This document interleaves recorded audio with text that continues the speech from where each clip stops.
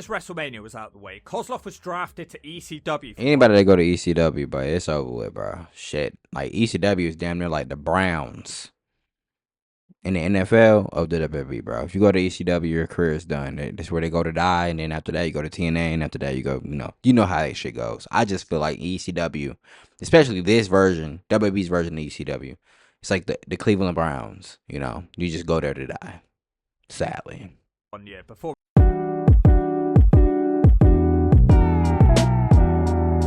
What up, guys? It's your boy Eli DADAWN. Welcome back to another video, and today we have a new video for you guys. VLADIMIR KOZLOV, if you guys remember that guy, WWE's failed main eventer. Now, I used to watch a lot of wrestling back then, especially in 2010s and shit like that, and yeah, he didn't really stand out to me. I mean, he did stand out to me because they tried to push him like a motherfucker against Triple H and all that. But to me, he just wasn't that guy. But today we're going to be watching this video. Please like, comment, subscribe. Let me know what you think in the comments below. We will discuss it at the end of the video. And let's get straight to the video. Okay, shall we? All right, now. Let's go. All right, it's the Hawk. I feel like Vladimir Kozlov is almost a meme character on this channel. He's not quite on the level of Sonny Don't Look at My Asiaki or Jeff Hardy's Stoner Friend, but he does have potential. Perhaps it was that one time that I claimed he was better than Gunther. I don't actually know that to be true, by the way. When you do comedy, people never really know what's real and what's not. So whilst Vladimir Kozlov is not really viewed as anything more than wrestling comedy, there was actually a time when this big ugly burger eater was pushed as a serious main eventer. And that's where we'll be heading today. Was Kozlov actually bad? Where did his push go wrong? And in hindsight, was there any way to make this work? We'll find out in today's episode of Hawksite Hindsight. Was it bad or was it alright? The Moscow Mauler debuted on SmackDown in April 2008 after an almost 2-year stay in WWE developmental. Vladimir Kozlov is actually from Ukraine, which I never knew. He was born in the capital Kiev. I guess the Ukrainian urinal didn't quite cut it. He does have a legit background in kickboxing and grappling. He's billed at 6'6" and 300 pounds. Kozlov would get a slow and patient build up on SmackDown. There was no rush here, as each week he beat up jobber after jobber after jobber. He actually made his debut in a 1-minute squash match against Shawn Michaels' cousin. Most of these jobbers were relatively unknown guys, so there was no real risk here. A lot of his moves were essentially treating Kozlov like a battering ram. Workplace is shutting down, but no worries. Connect Team's all-in-one employee management app has everything you loved about Workplace and a whole...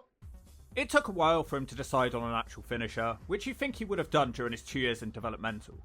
Kozlov enters to no music for the first couple of months. I think they were going for a guy that's all business and not flash aesthetic. Perhaps they thought this made him more intimidating. After a month of some actually really fun squash matches, and by the way, I especially enjoyed the match against Colin Delaney as he bumped all over the ring and made it for a good crazy squash match. And yes, the crowd did care at this point. They oohed and ahed at his destruction and chanted USA to try and annoy Kozlov. He then moved on to beating on the cruiserweight division. Funaki didn't put up a fight, the Stoner Friend didn't have a chance, and jobber Stevie Richards couldn't last more than 3 minutes, no matter how many YouTube videos he made about it. Kozlov did eventually get music, which was someone muttering something in Russian over rock music. SmackDown must have had a hell of a lot of jobbers at the time because they kept feeding new faces to the monster Kozlov. After an entire 4 months of no real challenge, Vladimir briefly goes face to face with the big... Damn, 4 months of squash matches? If this guy was getting paid over $10,000 to do that shit, man, that was a steal. That's one steal of a job. Yeah. Show, and he does manage to knock him down, which is quite heavily put over by the commentary team. Damn. From this point on, Kozlov starts demanding better competition. I don't blame him. Could you imagine being completely undefeated for 4 months and the best challenge they can find for you is Stevie Richards? The first actual challenge that he has is against fellow big man Festus. Yeah, Festus. Festus actually had him beat multiple times, but he was too dumb to finish off the Ukrainian urinal. The Kozlov headbutt finishes him off, and it's a bit like watching the Pounce. After keeping up his momentum by seeing off 2 jobbers in a handicap match, he finally decides to tell us a bit more about himself, and it's here that the first problems arise. His accent is just too thick. Even when he speaks English, it's difficult to catch everything that he says. He tries to make the point that he demands better competition, and this issue is finally set up on an episode of SmackDown where he has a stare down with then WWE Champion The Game Triple H. This is actually a pretty cool moment as Kozlov stares a hole into Triple H. He does finally stop gorming out and they brawl, ending with Kozlov's massive meatball head smashing Triple H down. The crowd are booing and everything seems to be working out well. He also took out the Great Khali, who surprisingly around this time was seen as a main eventer. And I'm not even trying to be funny, but I would rather see KOZLOV in the main event than the Great Khali. Surely you guys agree with that. The next week he really ramps things up. He destroys Jeff Hardy, who was a firm fan favorite. Oh man, not Jeff. Not Jeff Hardy. Anytime I see Jeff Hardy get beat on, bro, just makes me sad. At the top of his game. This got him some great heat from the crowd. And he isn't even done because he jumps Triple H at the end of the night. Hardy and the game have to resort to teaming up on him, and the crowd roar on with their USA chants. I'm actually a bit in shock. There's been nothing bad about this so far, but I guess he hasn't officially entered the main event yet. But he's about to. He enters the main event on SmackDown with a match against Jeff Hardy. KOZLOV gets a lot of near falls with moves like headbutts and belly to bellies. Hardy really struggles to knock him down, but the Whisper in the Wind does manage the job, so Hardy does it again straight after. Vladimir just shrugs off all of that and wins with a headbutt. The biggest win of KOZLOV's career will leave Jeff Hardy dumping all the way back to North Carolina. I mean, the match just wasn't that exciting. Is that going to be the issue here? Not really sure if he's going to mesh any better with Triple H. They have another face-off where KOZLOV says he's already proven that he can beat the game up, so he sees no point in fighting him again unless the belt's on the line. Triple H compares the situation to Rocky IV. The Russian is scary at first, but ultimately, America will prevail. And then KOZLOV backs off from fighting Triple H. The first time he's backed down from anyone, by the way. Why make him do this? He was running through everybody. Now he's scared? Vicky Guerrero agrees that KOZLOV can have a title shot if he first beats The Undertaker one-on-one. So how did KOZLOV get on during his second main event? Well, actually much better. It's a very even match where KOZLOV does a great job matching The Undertaker. You actually do manage to partially suspend your disbelief that KOZLOV can beat The Undertaker. I especially liked his counter of Snake Eyes into a snap slam because you don't often see that move get countered. No clean finish to this match though because Hardy attacked KOZLOV with a chair, but this meant that KOZLOV got a title shot. The Undertaker has the last laugh with a chokeslam. Triple H and KOZLOV try to have a contract signing. It's weird seeing KOZLOV with clothes on at this point. Jeff Hardy gets involved and the title match for the Survivor Series has been changed into a triple threat. Not for long though, as Jeff is pulled from the match when he's found knocked out in a staircase, so KOZLOV versus the game on pay-per-view. The paying crowd are quite frankly pissed off. They are not in the mood for this match. Only a minute in and we get loud and continuous chants of boring and we want Jeff. I can see where this crowd were coming from. I sure would have been annoyed if I'd paid to see Jeff Hardy in the main event, but instead we're getting this. At one point, the crowd are so angry they even chant TNA. Damn. Must have been upset to chant that. KOZLOV lands his battering ram headbutt for a double down. He gets a lot of near falls in this match, but the crowd just don't care. They couldn't give a turd about this match and it is distracting. KOZLOV tried to have a mat wrestling match with the game. WWE take it one step further and decide to troll the fans more during the match by having Vicky Guerrero walk out and proclaim that he's here. But he is just Edge taking Hardy's place in the match. Edge beats Triple H, but at least KOZLOV was protected. It wasn't actually as bad a match as people say, it was just that the WWE didn't give the fans what they came The ultimate opportunist. Edge. to see. KOZLOV is livid about being screwed at Survivor Series and he demands another title shot or he will beat everybody up. Instead, he gets told to beat up Matt Hardy in a beat the clock challenge match. He has to do this to get another title shot. He has 12 minutes and 13 seconds to beat Matt Hardy in, but he fails to do that. Jesus Christ, couldn't you have had him beat Matt Hardy? You're trying to make him a main eventer after all. Matt isn't ever going to be there. It's not the ideal way to bounce back from a poorly received pay-per-view match. But of course, Jeff and the game both beat his time. KOZLOV is a bad loser, so starts feuding with Matt Hardy. For what it's worth, KOZLOV is given the award of Breakout Star of the Year. The only award he should be winning is the most miserable man on the roster. You'd be miserable too if you went from a title shot with the game to facing Matt Hardy in the opener of the next pay-per-view. That's some fall from grace right there. That does suck. Listen to this, listen. Oh my god. Okay, I'm sorry, can you say that one more time? KOZLOV wins for what it's worth, and by the end of 2008, he went back to facing jobbers in squash matches. For some reason, he was now proclaiming he was going to win the Royal Rumble. At this point, the fans are in silence during KOZLOV's matches. It's not like they're bad or he's botching, the fans just don't care to see him. After a few short weeks, the WWE decide to push KOZLOV again. They booked him in the main event of SmackDown against Triple H once again. Not sure why they thought this was a good idea after last time. But halfway into the match, the Big Show is added to aid KOZLOV in a handicap match. It would have made KOZLOV look far tougher if he'd seen this one out on his own. It also kind of acknowledges that WWE doesn't think he's that great to keep adding other people to his matches. After a Big Show knockout punch, KOZLOV actually pins the game 1-2-3 of Uranagi, which is the finisher that people would probably most associate with KOZLOV. To be honest, even though it's a handicap match, hardly anyone ever pinned Triple H, so this was a fairly big deal. KOZLOV enters the Royal Rumble 2009 at number 6. He instantly squares off with the Great Khali and eliminates him. A month or so earlier, Khali had been a main eventer. KOZLOV quickly throws out MVP. He also catches a Carlito dive and throws him out too. It was nice to see WWE giving him a bit of attention, but then Triple H enters and he's pretty much screwed. The game quickly eliminates KOZLOV.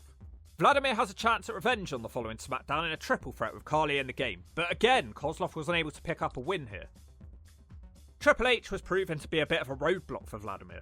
To his credit, KOZLOV manages to win a Battle Royal on SmackDown to qualify for the Elimination Chamber match, but to be honest, there was just no one important in that match. I'd be more Damn, concerned that if he R-Truth. hadn't won this one. Elimination Chamber doesn't go well for him either. He fails to eliminate anybody, fails to do anything memorable or impressive, and he bows out quickly to an Undertaker last ride. For some reason, this loss empowered KOZLOV to believe that he could break the Undertaker's WrestleMania winning streak. He was going to prove this to the fans by facing the Undertaker on SmackDown first. Now this match would be notable for a couple of reasons. Mostly because KOZLOV actually beats the Undertaker in this match. Now Taker lost very few matches cleanly throughout his entire career. Looking down the list of those who successfully beat the dead man fairly is like a who's who of wrestling. But KOZLOV's name stands out like a sore beak on this list. So how did he do it? Well, My favorite match that Undertaker had one-on-one in which he lost cleanly has to be Kurt Angle. 5-star match. You guys should go check that out. whilst it was a squeaky clean victory, it didn't feel deserved. KOZLOV didn't really damage the Taker that much. It came off more as lucky than anything else, as KOZLOV turned old school into a power slam. Not even one of his finishing moves, and the crowd sounds shocked at this victory. Damn. Due to that win, it was decided that KOZLOV would go over to Raw to face Shawn Michaels. Now, if he loses against Shawn Michaels, I mean, Shawn Michaels is a legend, but if he fucking around and loses against Shawn Michaels, bro, come on now. With the winner going on to WrestleMania to face the Dead Man once again. Doesn't really feel like it makes sense, but just roll with it. In retrospect, this match with the Heartbreak Kid is really where the wheels come off of KOZLOV's main event run. It's not a bad match, it was just perceived as bad by HBK standards. Ultimately, Shawn beats him with the diving elbow drop and sweet chin music, ending KOZLOV's undefeated run at 11 months. He would follow that up next week on SmackDown with another loss to The Undertaker.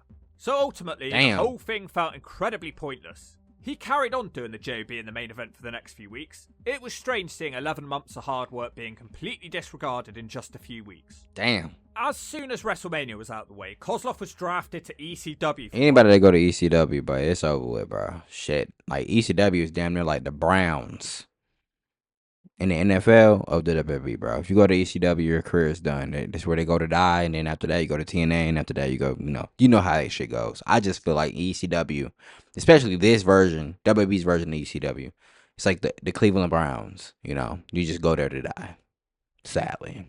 1 year before returning to Raw in a comedy tag team with Santina Marella, which is probably what he's best remembered for.